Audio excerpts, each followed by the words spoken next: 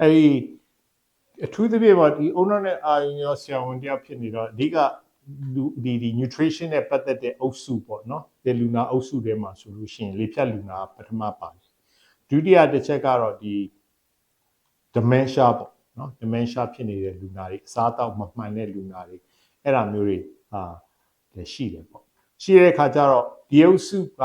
ဟာဒီလူမျိုးတွေကိုကြားတဲ့အခါကျတော့အရေးကြီးတာကတော့ဆရာဝန်တယောက်အနေနဲ့ကတော့ဟိုဟာအရင်ဆုံးလူနာရှင်နဲ့ပေါ့နော်အရင်တော့စကားပြောရတာပေါ့ရှင်းပြရတာပေါ့နော်ရှင်းပြရတယ်ရှင်းပြပြီးတဲ့အခါကျတော့ကျွန်တော်ကတော့ dietitian လည်းမဟုတ်ဘူး nutritionist လည်းမဟုတ်ဘူးဟို general ပဲပေါ့နော်အဲ့ဒီ subject အကြောင်းအရာတွေကို subject နားလည်တဲ့အခါကျတော့များသောအားဖြင့်ကတော့ကျွန်တော်တို့အရှတော်ဝင်ဆေးရုံမှာရှိတဲ့ဒီ nutritionist ဆရာဝန်ကြီးတွေဒါမှမဟုတ်လို့ရှိရင် dietitian တွေပေါ့နော်ဒီ qualified dietitian တွေရှိတယ်3ယောက်4ယောက်လောက်ကိုရှိတယ်သူတို့ဒီစီကိုပို့ပေးပြီးတော့သူတို့စီရဲ့အကူအညီတောင်းတယ်ပေါ့နော်သူတို့တည်းရဲ့အကူအညီတောင်းပြီးတဲ့အခါကျတော့သူရဲ့ recommend တိုင်းပဲဒါတွေဆိုလို့ရှိရင်လည်းပဲဒါတော့ကအများဆုံးလုပ်ပေးနိုင်တယ်အထူးသဖြင့်ပေါ့လေဖြတ်ပြီးကစားလူနာတွေနော်ဒီပြပြတဲ့နှာခေါင်းပိုက်ကြီးနဲ့နော်အစာမမျိုးနိုင်တဲ့လူနာတွေအဲ့ဒါမျိုးတွေကြားတဲ့အခါကျတော့ဒီ diet ပေးတဲ့အခါကျတော့ blenderized diet ပုံစံမျိုးပေးရတဲ့အခါကျတော့အဲ့ဒီထဲမှာလည်းပဲဒီဟိုတစ်ခါတလေကြားလို့ရှိရင်တွေ့တာပေါ့နော်ဒီဟိုဆရာဝန်ကပေါ့နော် nutritionist ကဟိုကြက်ဥဘယ်နှလုံးထည့်ဘာနှလုံးထည့်ဘူးကော်ပီတို့ကကော်ပီပွင့်ရဘယ်နှလုံးထည့်တကယ်တော့ကျတော့လူနာရှင်တွေကအဲ့ဒါမျိုးတွေကိုသိပြီးလောက်ရတာတော်တော်ကြီးတော့လက်ဝင်နေပေါ့နော်အခုလိုကာလာမျိုးမှာဆိုရင်ပို့ပြီးတော့ဟိုအစင်မပြေတာမျိုးလေးတွေရှိတယ်အဲ့ဒီခါကျတော့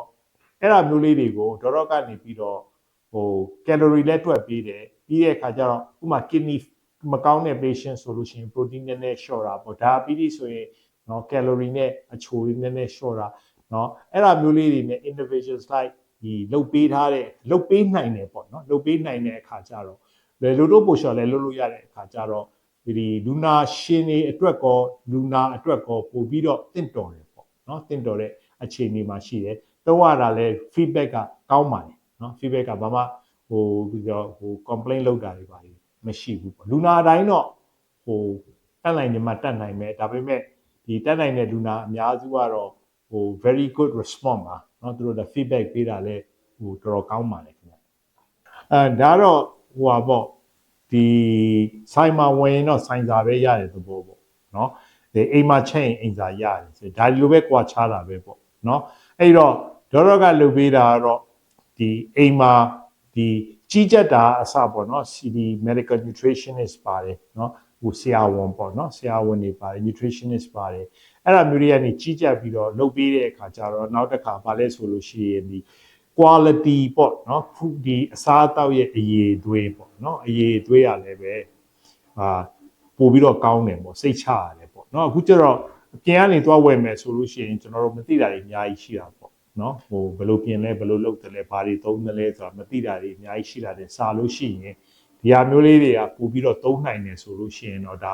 လူနာအတွက်ကတော့တော်တော်ကြီးကိုကောင်းပါတယ်เนาะဒါမျိုးလေးတွေကလည်းကျွန်တော်တို့ခုကာလမှာဆိုလို့ရှိရင်ဒီစီမတန့်တာတို့ဘာလို့ရှိတဲ့အခါကျတော့အဲ့ဒါမျိုးလေးတွေလည်းပို့ပြီးတော့တတိထားတာမျိုးလေးတွေအထူးသဖြင့်စားလို့ကောင်းတယ်ဆိုရင်ကြည့်လိုက်လို့ရှိရင်ချုံမုံနေအများကြီးထဲလာတော့ဒါစားလို့ကောင်းတာပဲဒါကတော့ဒီတိုင်းနဲ့သိနေတာပဲဆိုတဲ့အခါကျတော့အဲ့လိုမျိုးလေးတွေနဲ့မလိုအပ်ပဲနဲ့ဖြစ်နေမှာဆိုလို့အထူးသဖြင့်ပေါ့နော်ယောဂအခန့်ရှိတဲ့လူနာတွေပေါ့နော်ဥပမာဒီနှလုံးသွေးကြောကျဉ်တဲ့လူနာတွေ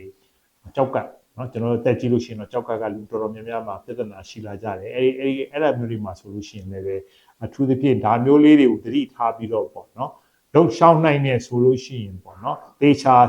ဒီတင့်တော်တဲ့အစားအစာပဲကျွန်တော်တို့ကကျွေးနိုင်နေဆိုလို့ရှိရင်เนาะဒါမှမဟုတ်မှာယူပြီးတော့ပဲအဲ့ဒီ service ကိုသုံးနိုင်နေဆိုလို့ရှိရင်တော့ပို့ပြီးတော့တင့်လို့ပါတယ်ဒါတော့အားလုံးပဲသိကြတဲ့အတိုင်းပဲတက်လုံးဒီဥပမာအစီတွေအများကြီးစားပေါ့အစားတောက်မရှောင်ဘူးပေါ့เนาะအစားတောက်မရှောင်လို့ရှိရင်တော့ဒါဟိုတွေ့ရစားလို့ရှိရင်လည်းအထူးသဖြင့်ပေါ့เนาะအပြင်မှာဆိုလို့ရှိရင်ဒီကျွန်တော်တို့ဒီဟိုဟာတွေပေါ့ငရုတ်စီတွေပါတယ်ပေါ့เนาะငရုတ်စီတွေပါတယ်ဆိုရင်ဒါဟို